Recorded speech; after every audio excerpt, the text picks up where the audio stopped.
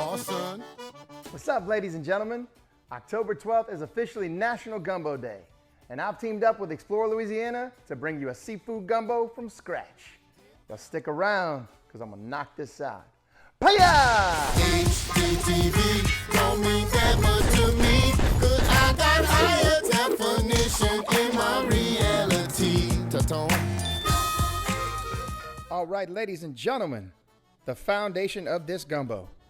4 diced up yellow onions, 2 diced up green bell peppers, 3 sticks of celery chopped up, 4 cloves of garlic.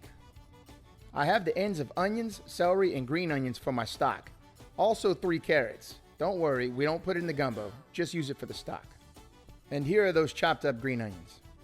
Time to get this pot heated up. To a large stock pot, I've added 5 quarts of water and the ends of those vegetables along with my carrots. Gonna let this slowly raise in heat. Meanwhile, I'm preparing roughly 2 to 3 pounds of fresh shrimp. I've peeled and deveined this shrimp. I'm gonna use the shells from my stock, and I'm gonna season this shrimp with a teaspoon of a liquid crab oil concentrate, and then I'm gonna dust them off with some of this mild heat paya seasoning. Just gonna take my hand here and mix these shrimp until all the seasoning has blended evenly. I'll set that in the fridge for now. So I broke the lid for this pot, but this works. I'm throwing in those shrimp shells into this water. I will then raise the heat and give it a good stir so that everything can blend and get to know each other pretty well. At this point, I just wait for things to start to boil. Once this pot of water starts boiling, you'll start to see some foam rising to the top. I go ahead and remove that. I skim it with a spoon and just get it out of there. This will allow for a much cleaner broth. When my spoon pulls more liquid than foam, I know it's ready to season. I add 2 tablespoons of salt and then 1 tablespoon of garlic powder. I give it a good stir just to make sure everything is well blended, and then it's ready to simmer. Just let it sit. Back over at my prepping area, I got 2 pounds of some fresh Louisiana blue crab that has been boiled and peeled. I got this from my local seafood market, but I still go through it because there's always some lingering shells. Even the best can't get all of them. So always be cautious when eating gumbo that has crab in it. Next, I will prepare 1 pound of fresh okra. Now, if you want more than this, don't let me stop you. But as for me, 1 pound is more than enough. It is time to get our second pot heated up, because we're getting started on a roux. To this pot, on a medium-low heat, I'm adding 1 cup of vegetable oil and 1.5 compacted cups of all-purpose flour. And then I get started gently stirring that in. In the beginning, the roux will have a thick consistency, but over time it will smooth out and change color. Gumbo is such a unique dish to our culture here. And look, there are so many different ways people do it.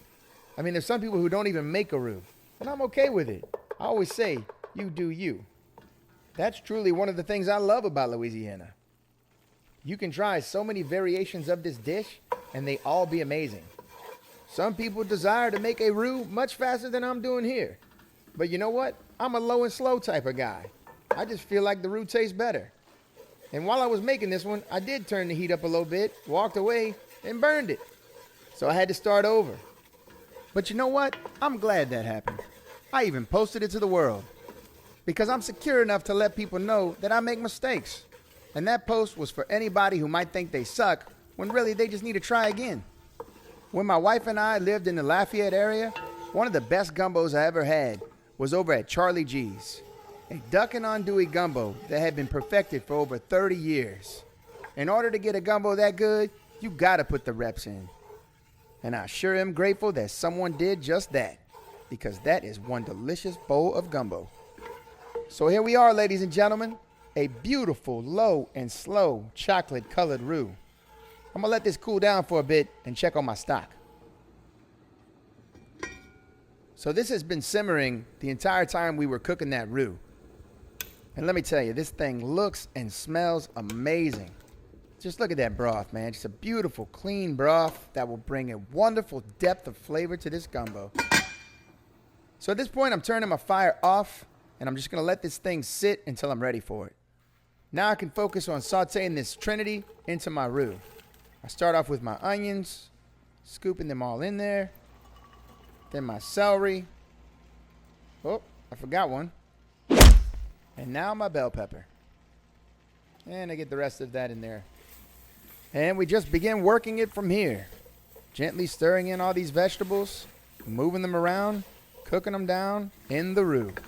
Over time, they're going to get very soft, very tender, and they kind of just become one with the roux. Off to the side, I'm draining this stock through a sifter to catch all that debris.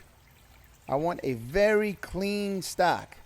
So this sifter here is going to help me tremendously. Yeah, sifter, strainer, you call it what you want. Either way, you want one with very fine mesh so nothing gets through. Just look at that stock. Beautiful. From here, I can completely focus on sauteing down these vegetables. This is another part of the process where I like to go low and slow. Just take my time. Over time, these vegetables will soften and completely shrink. The roux will even start to get a little bit darker. Occasionally, I like to let it sit, let some of the steam come out, and then I'll stir again. But over time, you'll see the vegetables shrink and the color gets darker. After cooking this down for roughly 45 minutes, I'll add the minced garlic. And then I'll cook this down for roughly another 10 minutes so that the garlic can cook into the roux.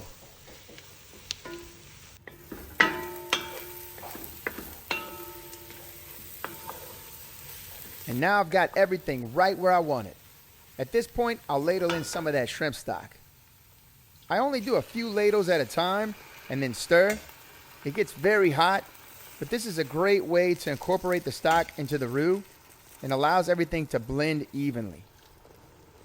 So I give this a stir and you'll gradually see the roux absorb the stock. It almost becomes somewhat of a pasty mixture. Once I see this thing start to become somewhat of a thick gravy, I'll then ladle in some more of my shrimp stock.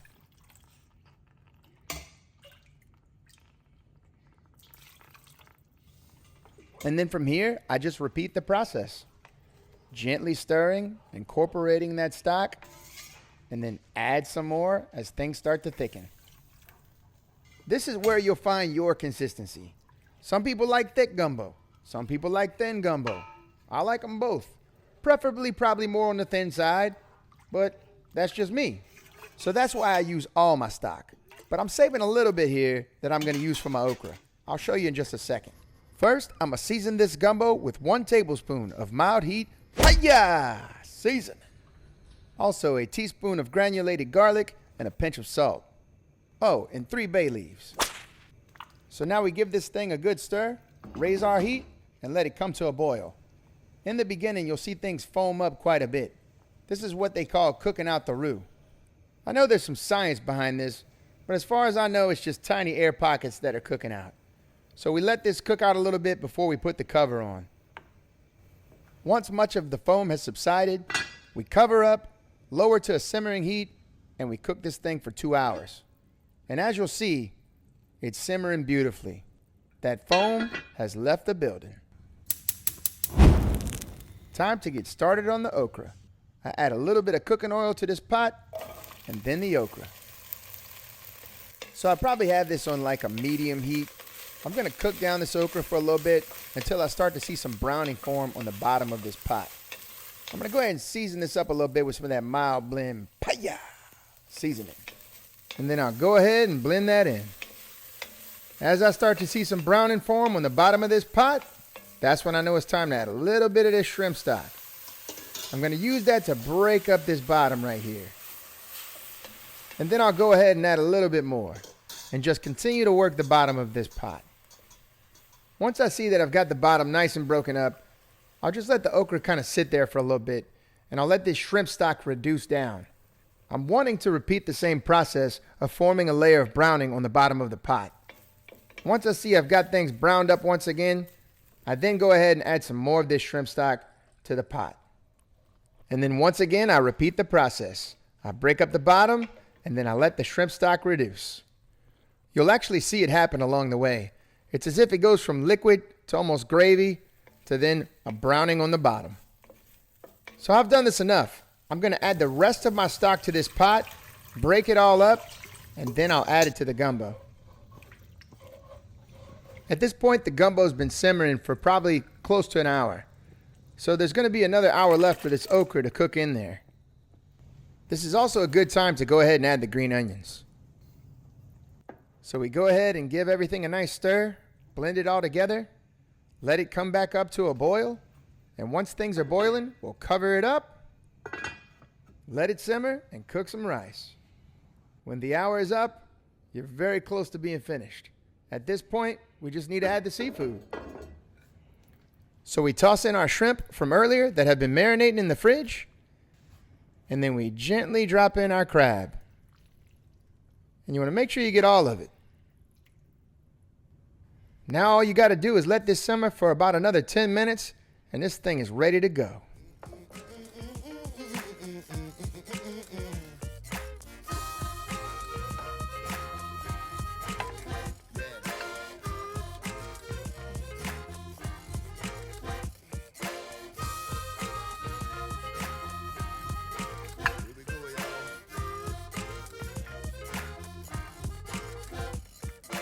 Hey, I found a bay leaf. Guess I gotta make the next one. From Paris to Rome, then we turn around and scoot back home. Hold up just a little while, then we're gone again. You better call your pops and oops, grab the kids, cause we rolling. I ain't joking. Been a minute since your boy been token. But HDTV don't mean that much to me, cause I got higher definition in my reality. Ta-tom. There you have it, ladies and gentlemen. Seafood gumbo from scratch. At least my scratch. Man, dude, this was an all-day event. I mean, I had so many crazy ups and downs. My wife's out of town this week, so it's just me and the girls. And, you know, it was tough to pull this off to make sure it was done in time for National Gumbo Day. But then also not have any mishaps. But that's how it goes, man. Look, I'm human when I cook, so I let a bunch of you guys know that I had burned my roux and I had to start over. That's actually during this gumbo right here. But as you can see, man, sometimes we burn things in life. You just clean that pot out, start over again, and you can make a masterpiece. Woo! Well, I'll tell you what, my mouth is watering. It smells so good. I'm gonna get a little bit of rice here. I'll try to get some okra if I can. And I'm gonna get this shrimp right there. Oh, that is a beautiful first bite.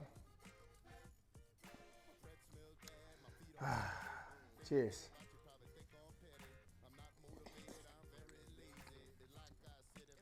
Oh, oh my God.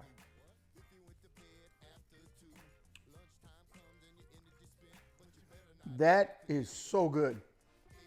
I wish I didn't have long sleeves because I'll show you the free-ons I got. Oh my gosh. It just hits on all levels, man. Oh. You know, I said in this video that one of my favorite gumbos ever was Charlie G's in Lafayette. I think it's a duck and andouille gumbo. Really good.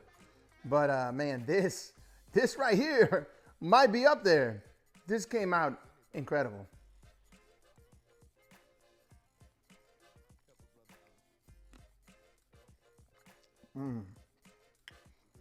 Hey, look, everybody's got their preference when it comes to gumbo too.